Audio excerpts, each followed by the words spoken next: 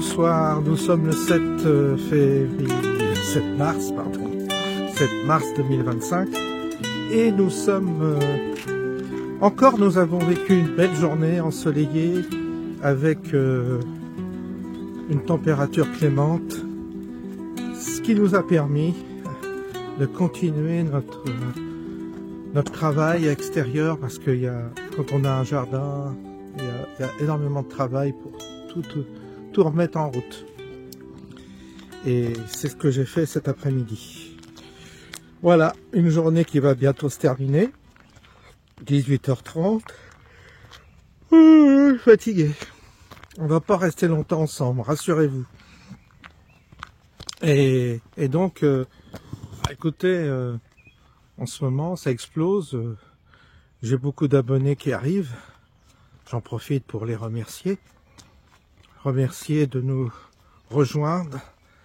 On crée comme ça une forme de communauté virtuelle dont je suis l'animateur d'une certaine manière, mais bon, je coalise autour de moi des gens qui pensent comme moi. La plupart pensent proches, en tous les cas, pas tout à 100%, mais sont assez proches de mes ressentis.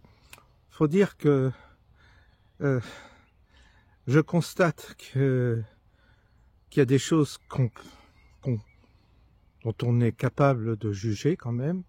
Il y en a d'autres qui nous échappent parce qu'on n'a pas toutes les cartes en main, étant donné que il y a beaucoup de choses qui se passent évidemment en dehors des médias.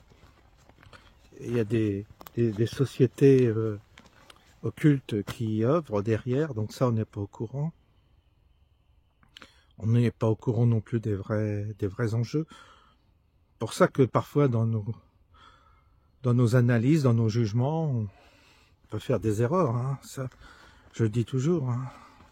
Faut toujours relativiser, si vous voulez, les positions que l'on prend, en sachant que on prend telle position, on se détermine par rapport à ce qu'a dit quelqu'un, que par rapport à ce qu'on connaît. Et par rapport à ce qui nous semble être juste. Maintenant, l'erreur étant humaine, on peut se tromper, on peut faire des erreurs. Et ça, je suis bien conscient, vous savez. Donc, d'une certaine manière, on sent bien que le Rassemblement national nous échappe en ce moment. Je ne suis pas le seul à le constater. Parmi mes auditeurs, parmi les gens qui me suivent, il y a quand même une grande majorité qui ont dû voter Rassemblement national, évidemment.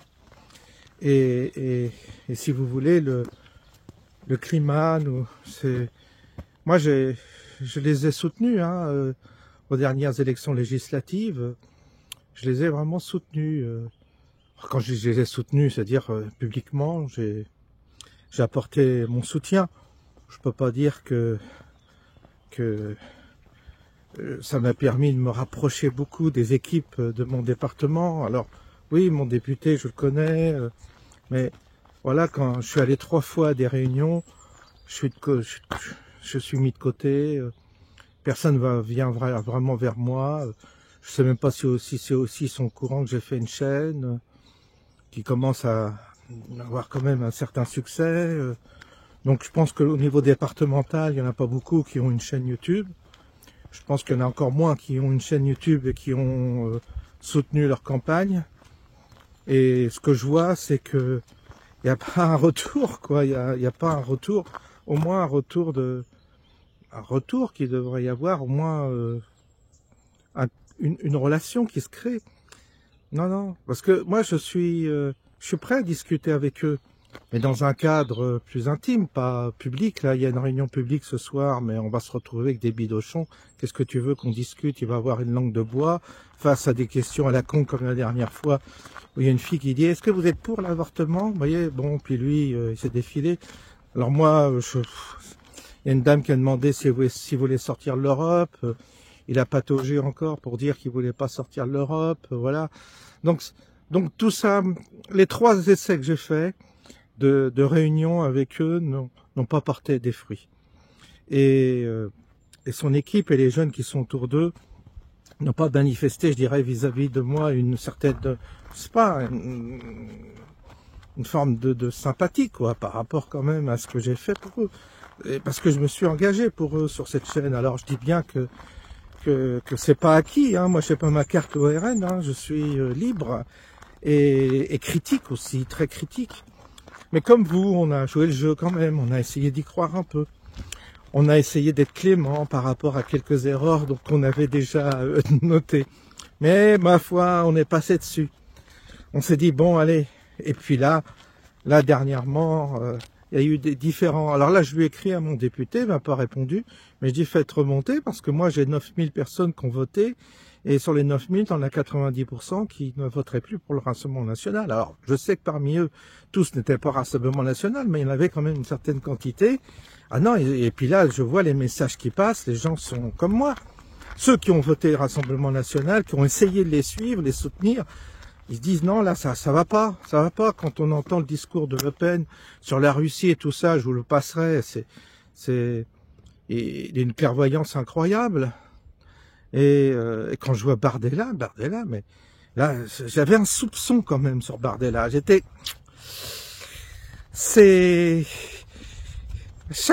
jamais aimé ces prises de parole en public. C'était toujours très formaté, très contenu comme propos. Je dis oh là, celui-là. Et puis là, ça y est, il est parti pour un soi-disant un salut nazi. Il est parti en catastrophe de Washington. Là, il y avait un congrès des Américains, des Républicains, il est foutu le camp. Alors que tu restes pour créer un réseau, tout ça. Qu'est-ce que c'est que cette histoire?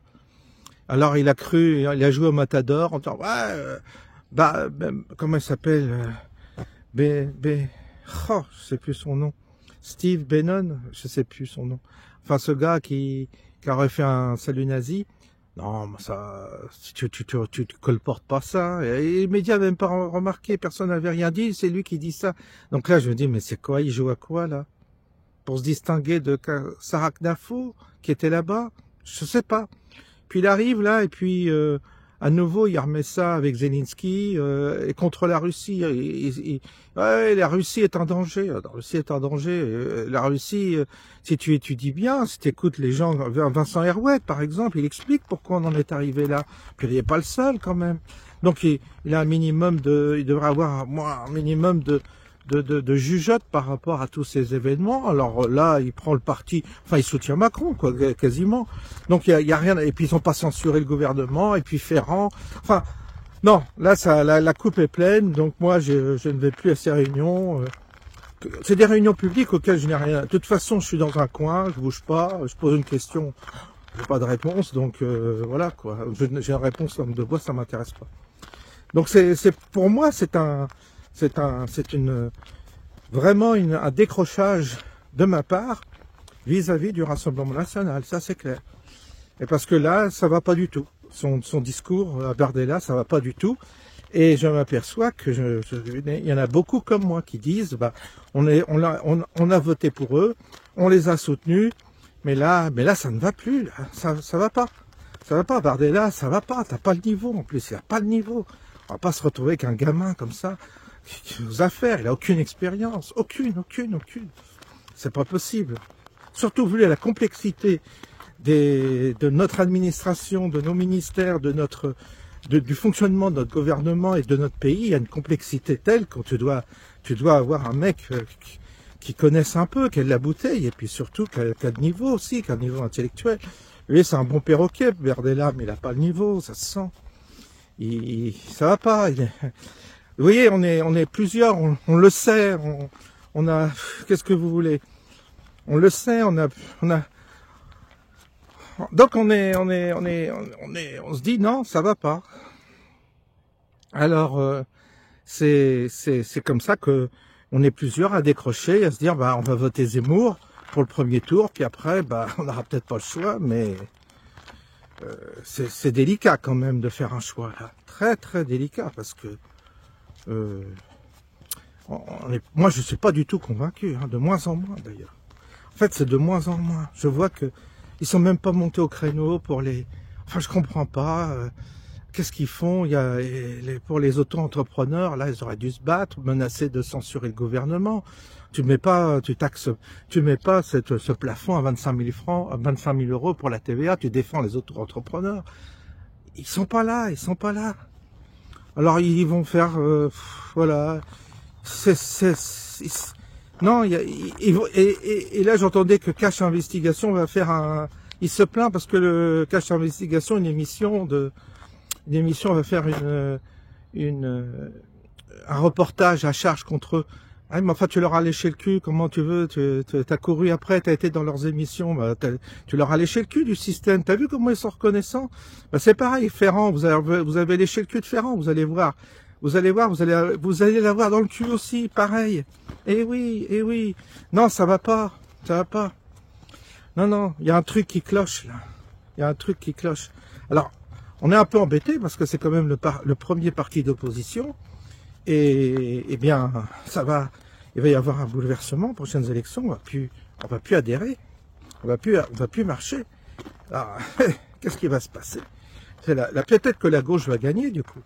Ah oui, c'est ça le risque, parce qu'il y a une démobilisation des électeurs du Rassemblement national que je vois à travers ma chaîne, et ces gens-là ça sont un peu perdus, quoi. Ils se disent, au deuxième tour, qu'est-ce qui va se passer au premier tour? Zemmour, qui votera Zemmour? Non, les gens n'aiment pas Zemmour.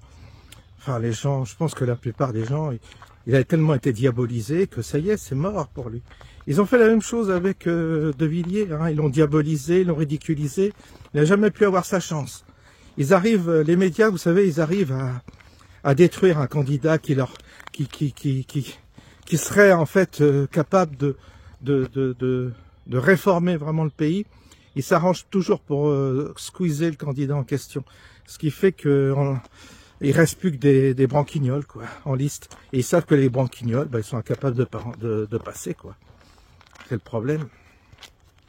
Alors voilà, voilà où on en est.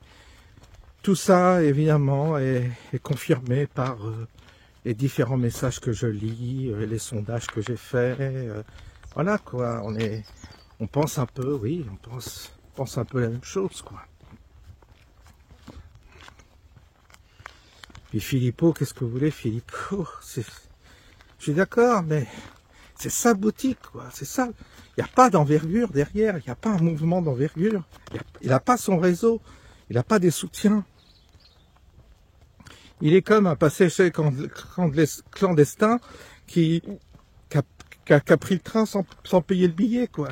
Il se cache un peu, il est là, mais voilà, quoi, furtif, avec ses petites manifs, là, mais avec ses petits adhérents, avec ses petites pancartes, bien formatées aussi.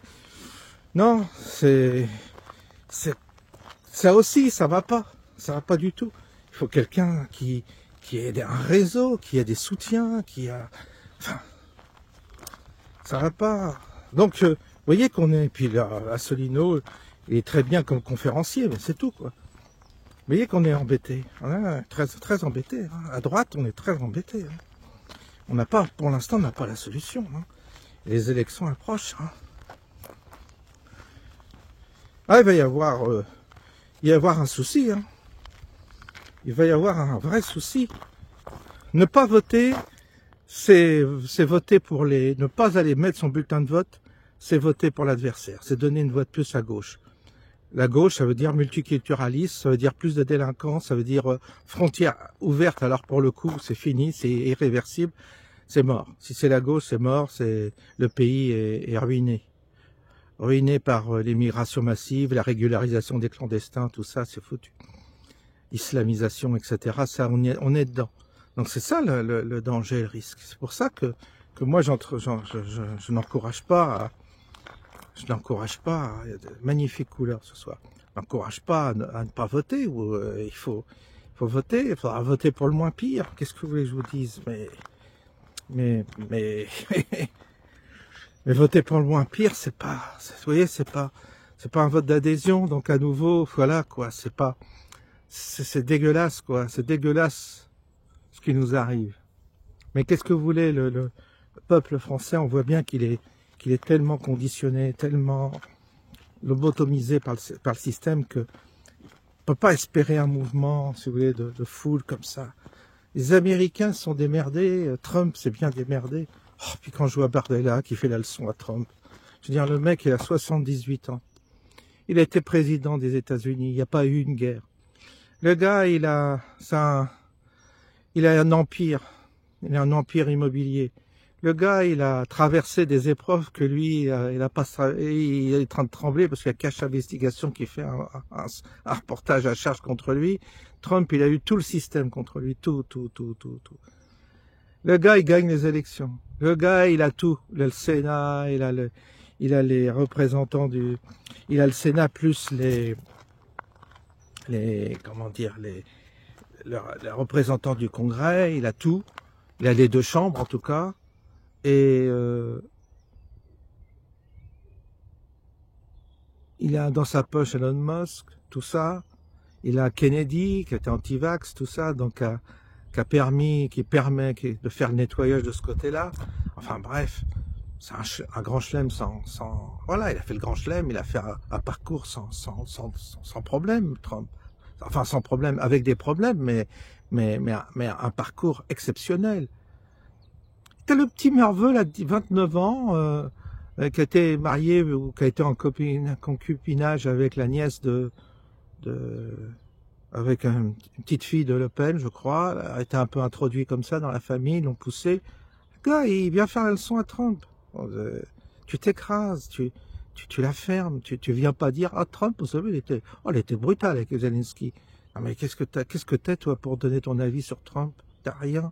Tu crois que tu as gagné les élections? T'as pas gagné les élections. On a voté pour le Rassemblement National pour essayer de s'en sortir, mais c'était Marine Le Pen qu'on a soutenu. C'est pas Bardella. Bardella, les sondages sont trompeurs. C'est des sondages de merde. Il faut pas, il croit que les sondages c'est important. Zemmour aussi, il a eu des sondages super et puis il est descendu à 7%, alors qu'il avait 17% dans les sondages. Tous ces sondages sont de la merde, ça vaut rien. C'est de la manipulation. Donc on leur fait dire ce qu'on veut au sondage. Et du coup, Bardella, il donne son avis sur Trump. Je dis, mais franchement, quel amateurisme, quel orgueil, quelle arrogance. Oh, alors c'est pour ça, moi je laisse tomber, vous voyez, je dis, bon, bah, allez, tournez, circulez, il n'y a rien à voir. Voilà, donc on est bien embêté, on va voir un peu ce soir, je vais écouter De Villiers, là, dans une demi-heure, c'est pour ça que je rentre. Je vais écouter De Villiers, et ce soir, c'est très important d'écouter De Villiers, parce que la situation est grave. La situation est grave parce qu'il y a une tension quand même internationale, qui est alimentée par nous, les Européens. Là, il y a quand même les Russes qui ont bombardé, ils se sont pas calmés, les Russes pour l'instant, ils continuent à bombarder. Donc on sait pas, hein, on sait pas comment ça va évoluer cette histoire. Et c'est vrai que on a un président qui est pas du tout les pieds sur terre, quoi. Il n'a pas du tout l'équilibre pour gérer une situation comme ça. Il joue un plan personnel, il est en train de manipuler les opinions par rapport à lui, sa trajectoire à lui, qui est une trajectoire d'ambition personnelle, et il nous mène dans le mur, là, Macron. Donc, ce soir, j'espère que De Villiers va prendre la mesure de tout ça et va faire des déclarations importantes par rapport à la situation qui est un peu chaotique, hein, en France. Ouais. Là, il y a un véritable trouble dans la population. Ça se sent. Donc, on va voir. Bon, bah écoutez, il y a un super soleil ce soir. Voilà, le soleil est couché, mais il y a encore de belles couleurs. Je vais vous faire partager et je vous souhaite une bonne soirée.